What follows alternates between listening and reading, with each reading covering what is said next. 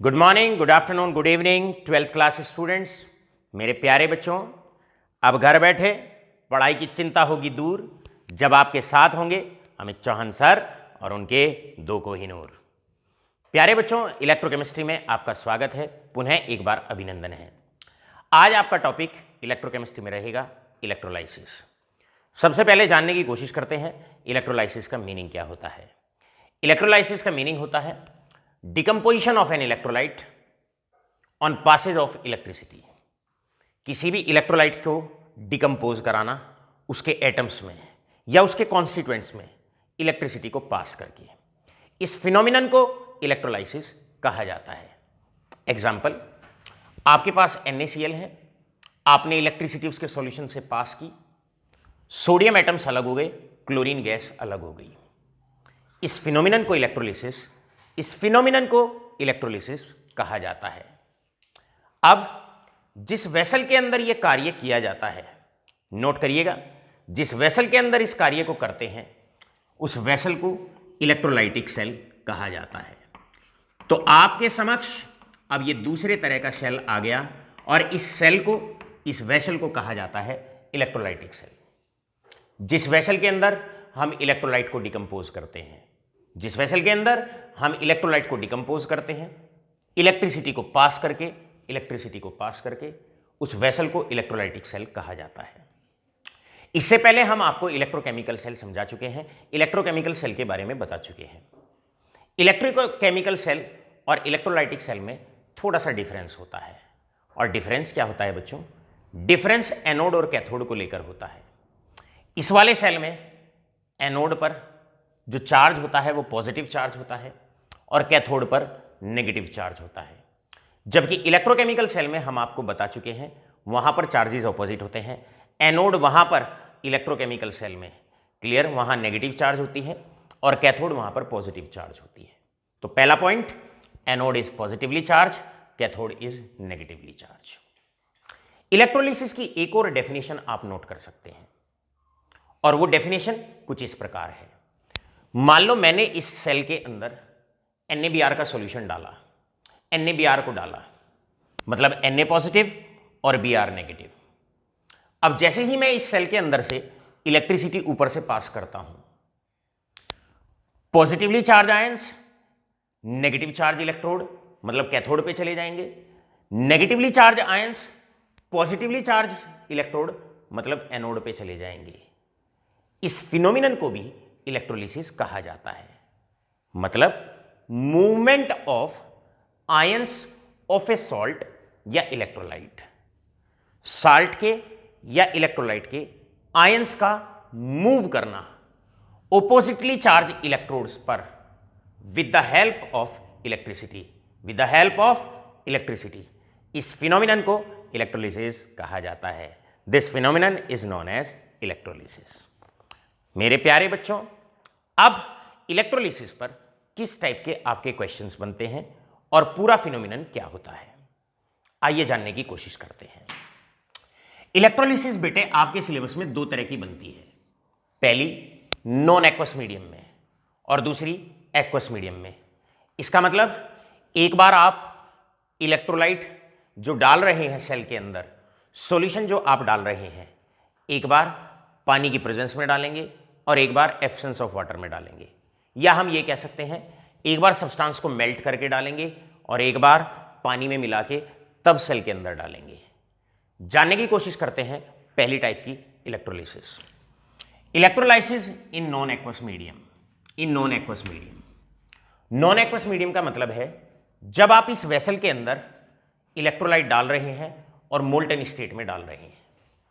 मान लो आपने NaBr लिया, NaBr को पहले गर्म किया, पिघलाया, उसको लिक्विड बनाया और फिर उसको इस सेल के अंदर डाल दिया। यह बनेगा नॉन एक्वस मीडियम। अब NaBr लिक्विड को जैसे ही आप इस सेल के अंदर डालोगे,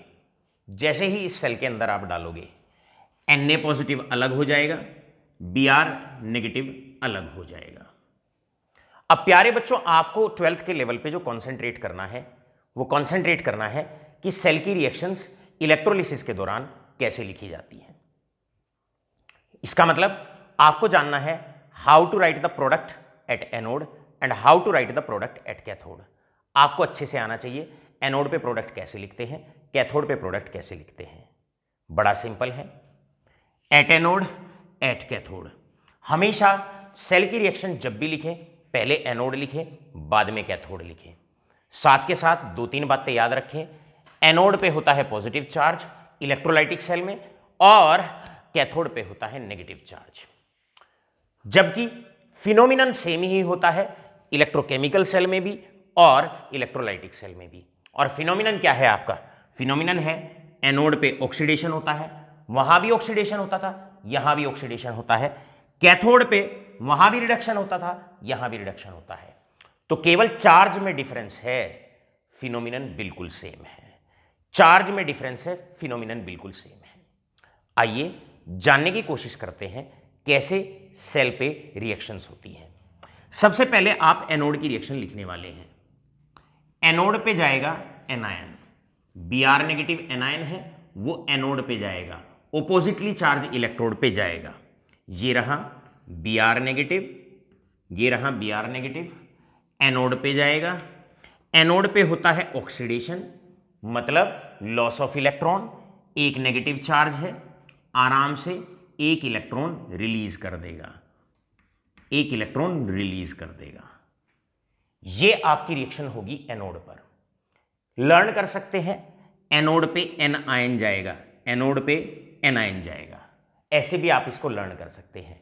एनोड पे जाएगा एन आयन, उसका होगा एनोड पे ऑक्सीडेशन, लॉस करेगा एक इलेक्ट्रॉन। अब हम जानते हैं Br जो है इस फॉर्म में स्टेबल नहीं होता, इसको आप रिप्रेजेंट करेंगे इसकी स्टेबल फॉर्म में, मतलब हाफ Br2।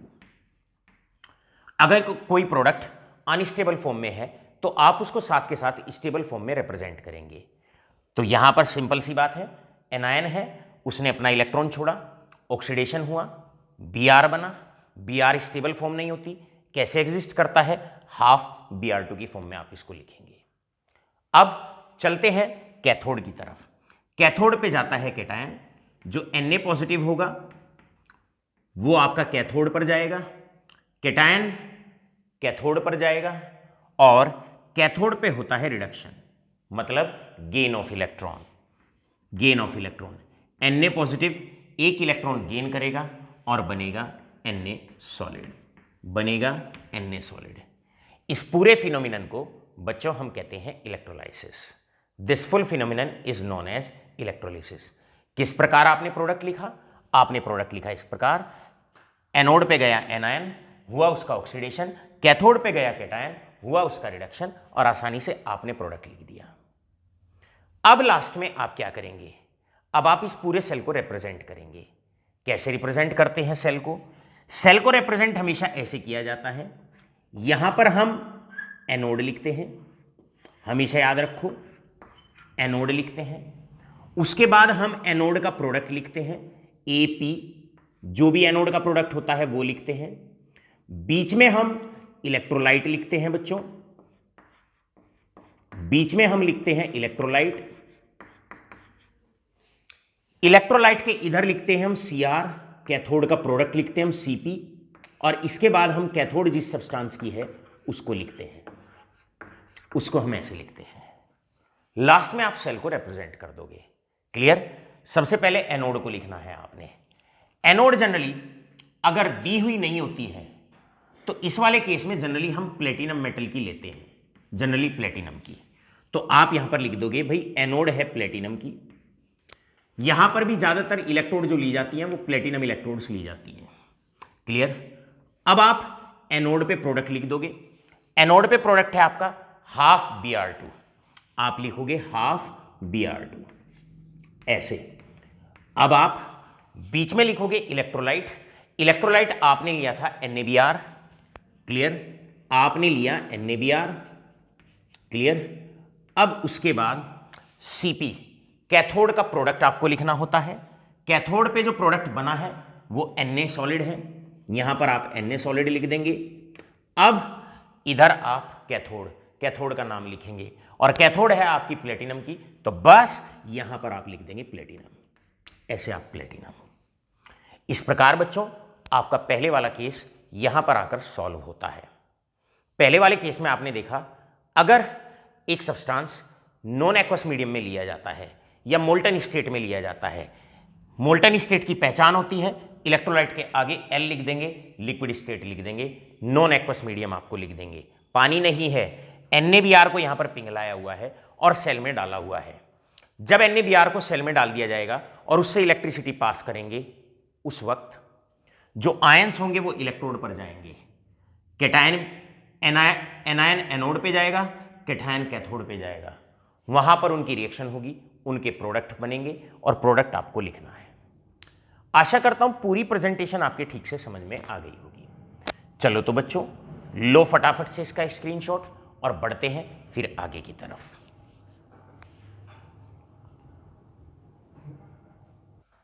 अब बारी आती है केस नंबर 2। केस नंबर 2 है, आपने इलेक्ट्रोलिसिस करानी है एक्वस मीडियम के अंदर। मतलब इस बार आप NaBr इस बार आप लेने वाले हैं NaBr एक्वस। सो डिफरेंस आप समझ जाइए। पिछले वाले केस में आपने NaBr लिक्विड लिया था, मतलब NaBr को आपने गर्म किया, मेल्ट किया उसको और सेल के अंदर डाल दिया। इस बार आपने NaBr को पानी में मिलाया और सेल के अंदर डाल दिया। जब आप एक्वस मीडियम के अंदर इलेक्ट्रोलिसिस कराओगे, उस केस में आपके पास दो केस बनेंगे। पहला केस, जब इलेक्ट्रोड इनर्ट है, जब इलेक्ट्रोड इनर्ट है, ये पहला केस आपका बनेगा जब इलेक्ट्रोड इनर्ट है।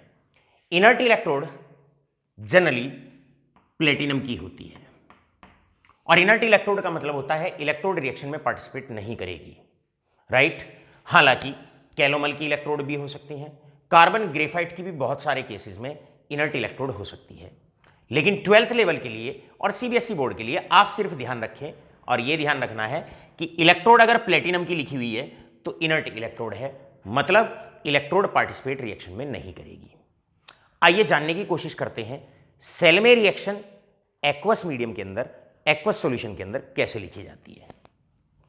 अब बच्चों, जब आप इस वेसल के अंदर, इस सेल के अंदर जैसे ही आप NaBr एक्वस डालोगे, जैसे ही आप NaBr एक्वस डालोगे, याद रखो आपके पास सोडियम आयन होंगे, आपके पास ब्रोमाइड आयन होंगे, लेकिन पानी के अंदर आपने आयंस को डाला है तो वाटर भी आयनाइज होगा। इसका मतलब आपके पास H पॉजिटिव आयंस भी होंगे और आपके पास OH नेगेटिव आयंस भी होंगे।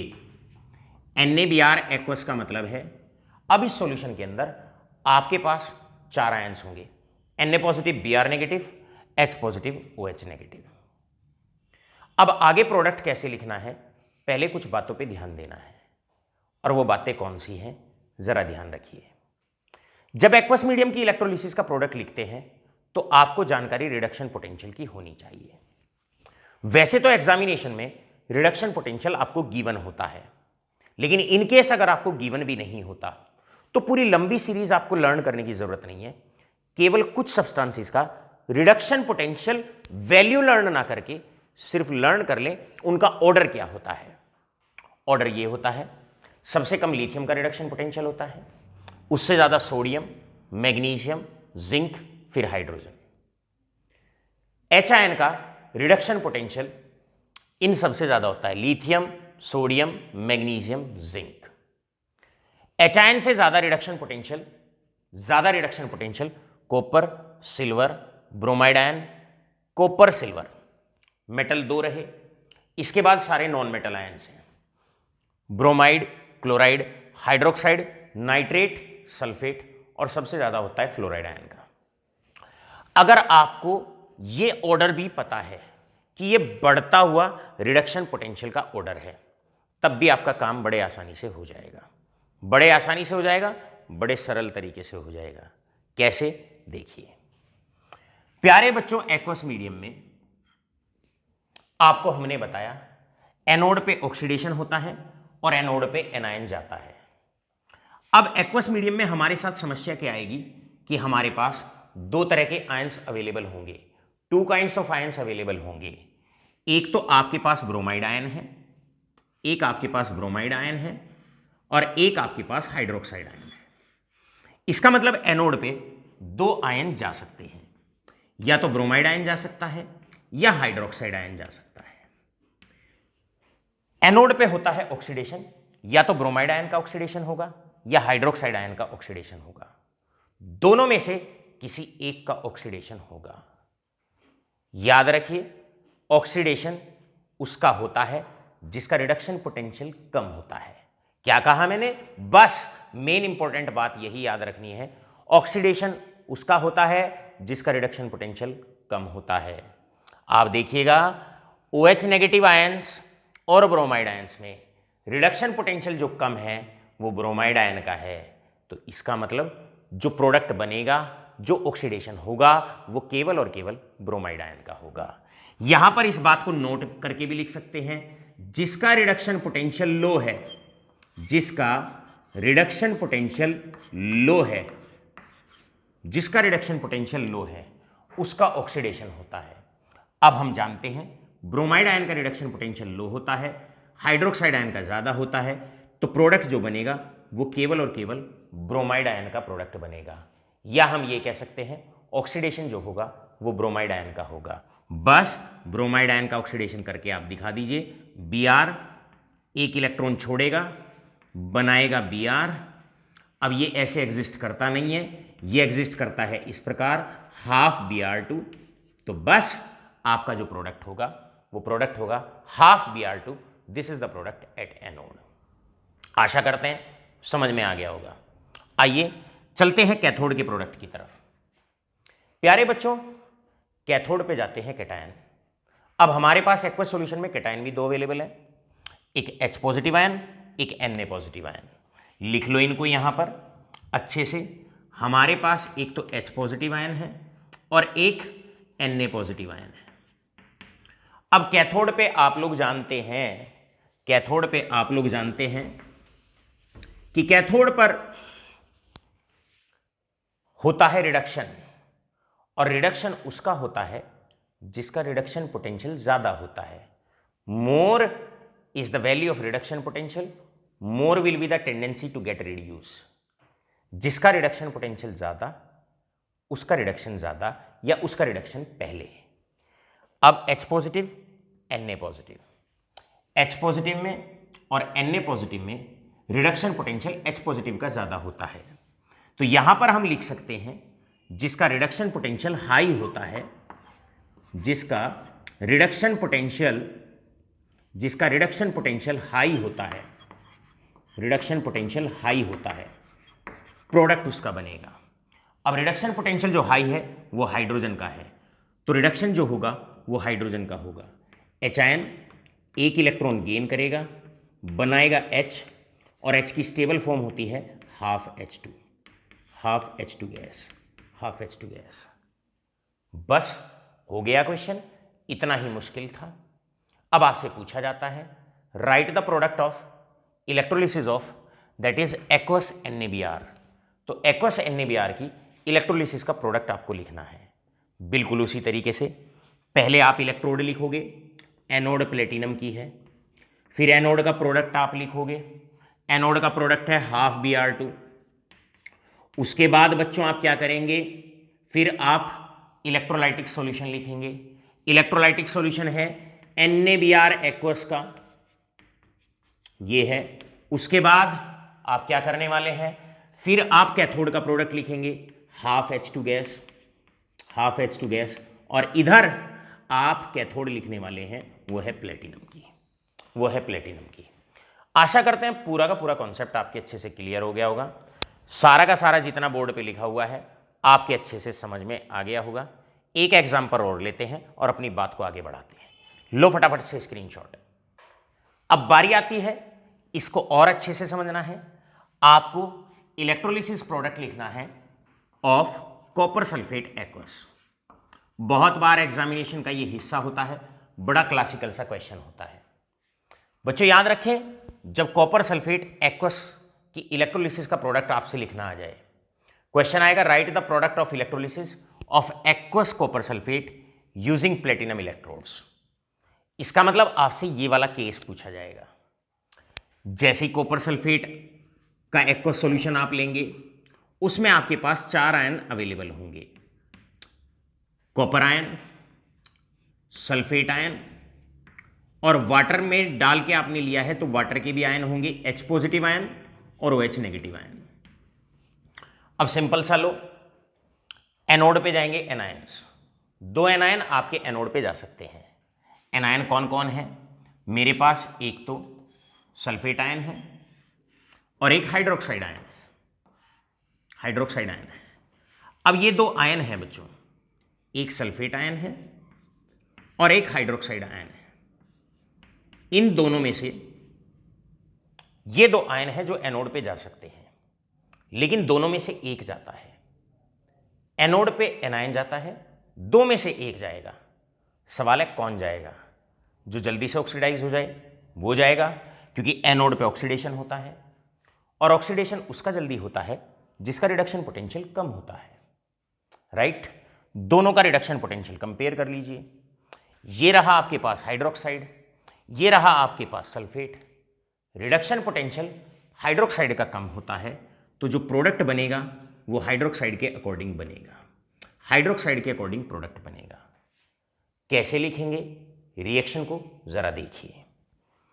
हाइड्रोक्साइड की जब भी रिएक्शन लिखें ऐसे 2 मोल आप एक साथ लिखेंगे, ऐसे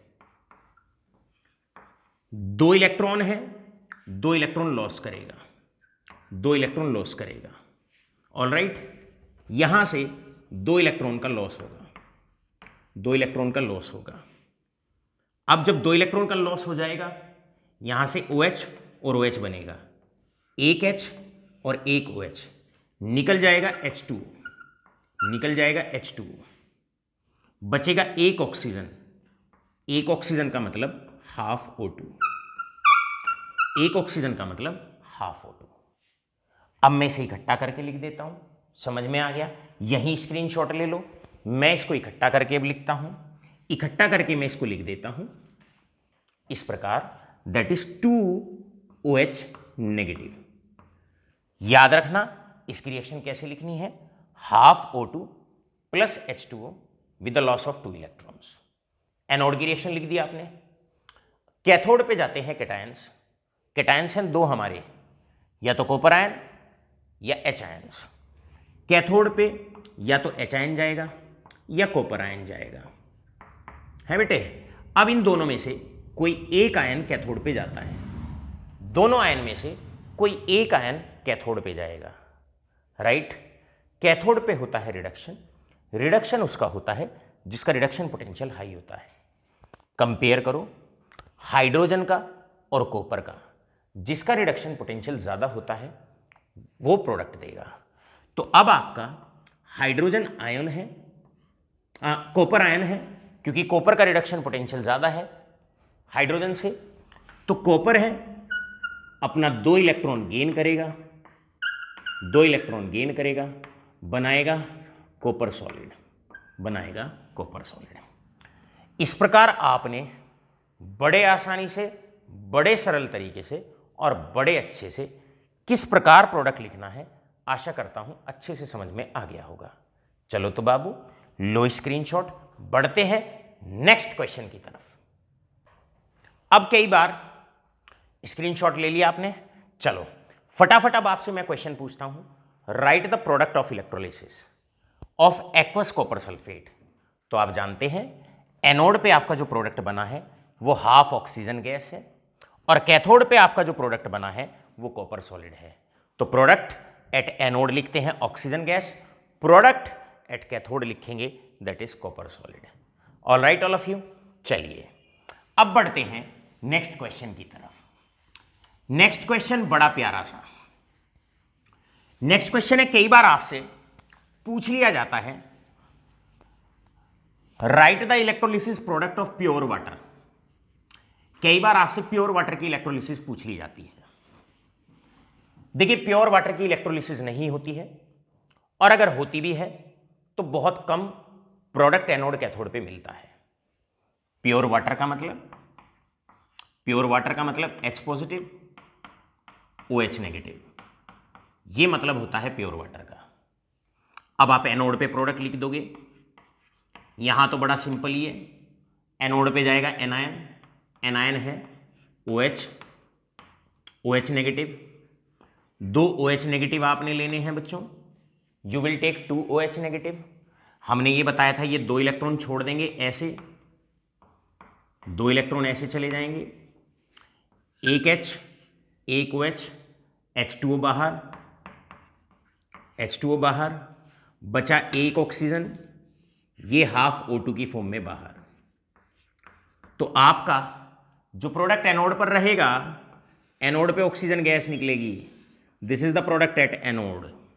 ऑल राइट, अब मैं इसे इकट्ठा करके लिख देता हूं, इसे इकट्ठा करके लिख देंगे, ये रहा, दैट इज 2 OH नेगेटिव। अब आपसे क्वेश्चन पूछा जाता है, और क्वेश्चन ये है, भाई कैथोड का प्रोडक्ट बताओ।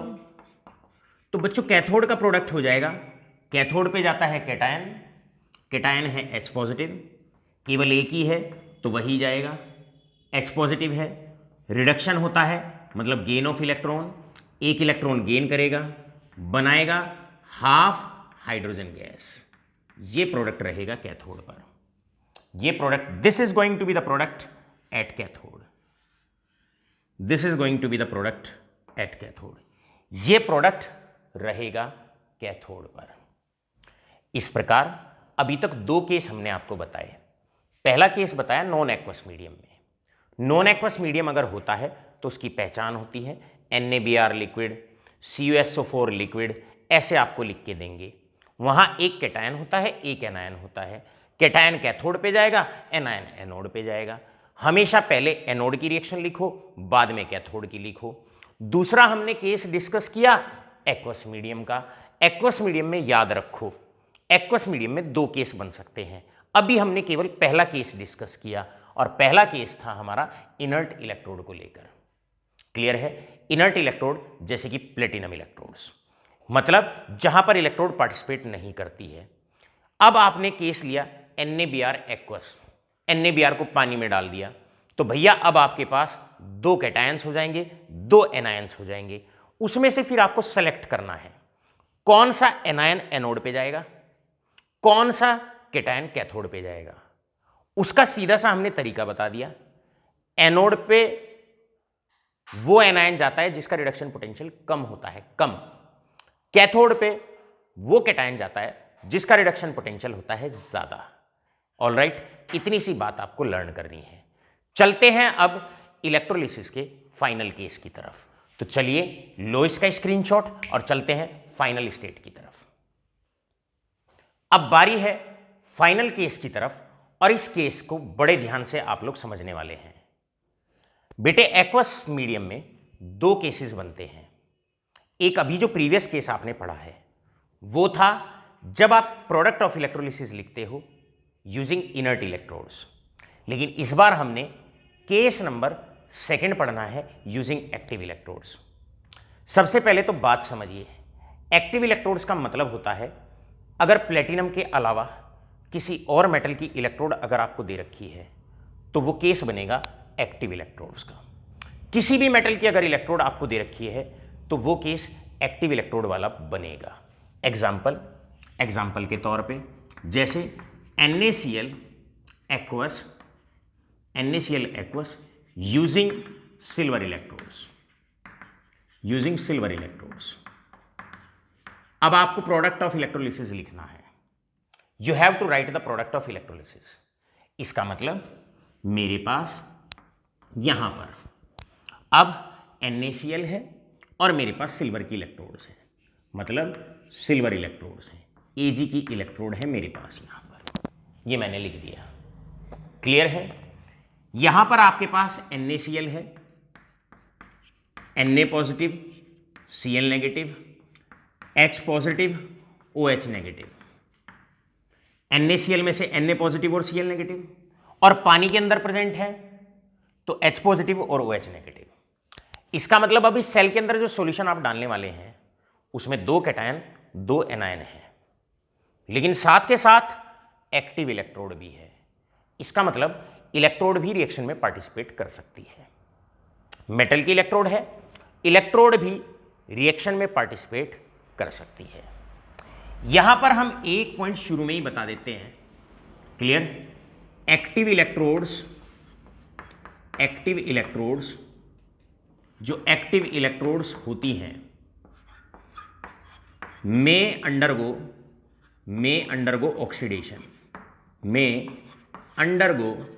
ऑक्सीडेशन।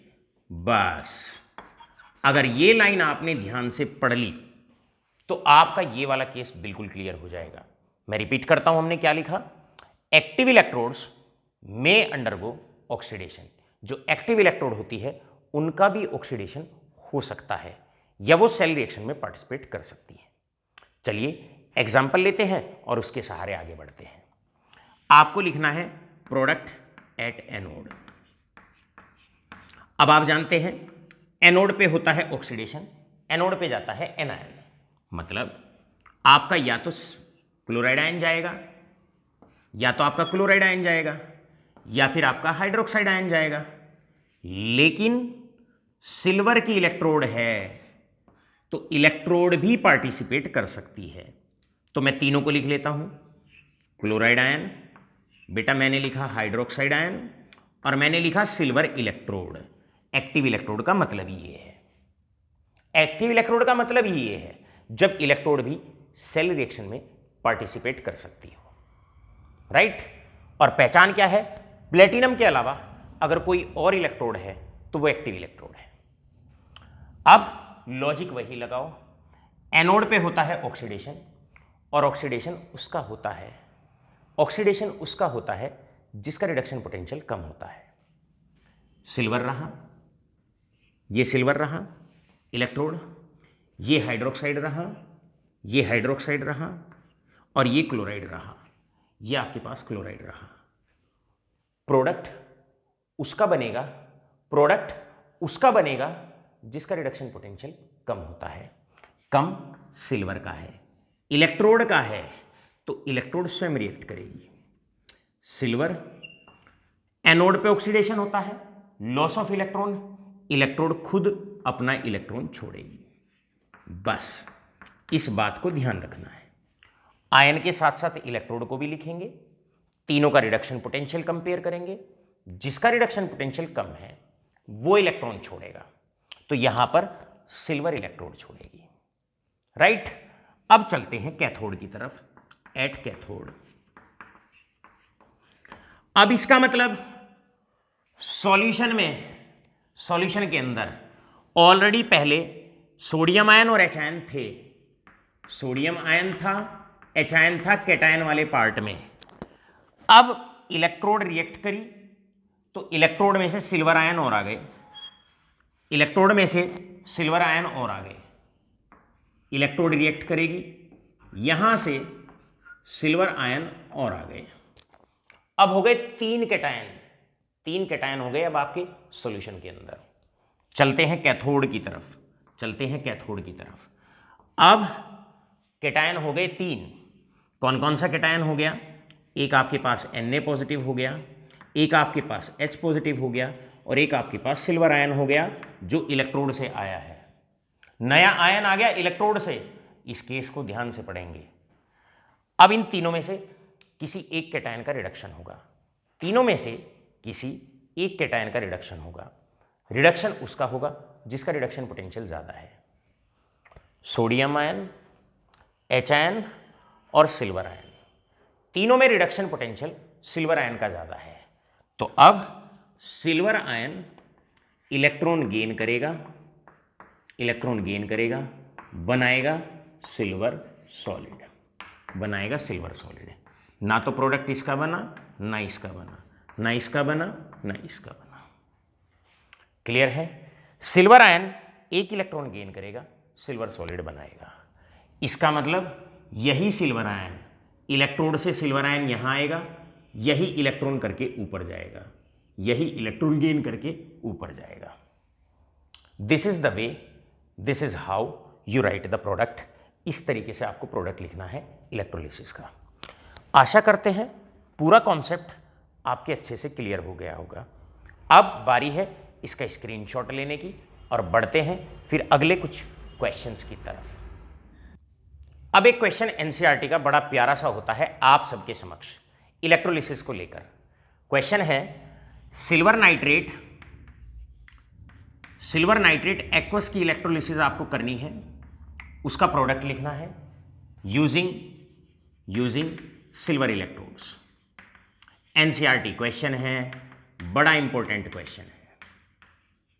तो बेटे इस बार सिल्वर इलेक्ट्रोड्स का इस्तेमाल किया गया है, इसका मतलब प्लेटिनम की इलेक्ट्रोड नहीं है, और जब प्लेटिनम की इलेक्ट्रोड ना हो तो एक्टिव इलेक्ट्रोड है, और एक्टिव इलेक्ट्रोड का मतलब एनोड और कैथोड पे एक्टिव इलेक्ट्रोड भी पार्टिसिपेट कर सकती है, पर्टिकुलरली एनोड पर पार्टिसिपेट कर सकती है। चलिए लिखने की कोशिश करते हैं इसका प्रोडक्ट। सबसे पहले आप लिखोगे एट एनोड, हमेशा पहले एनोड।